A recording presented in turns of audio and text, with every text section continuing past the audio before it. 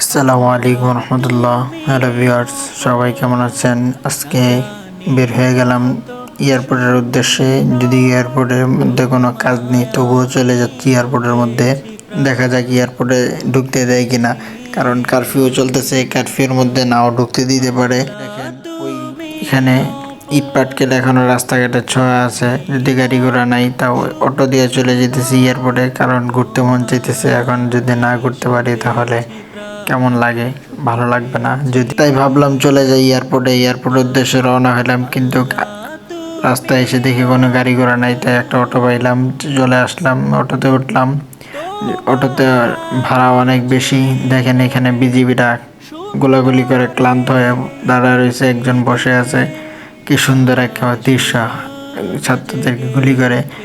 অবশ্য চলে আসলাম এয়ারপোর্টের মধ্যে। এখন কনফিউশন আছে এয়ারপোর্টের মধ্যে ঢুকতে দিবে কিনা, খুব চিন্তা করতেছি। এখন দেখি অবশেষে কি হয়।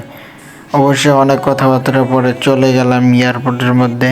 এয়ারপোর্টের সোজা দোতলায় চলে গেলাম। দোতলা থেকে ইনশাল্লাহ নিচে নামবো আবার।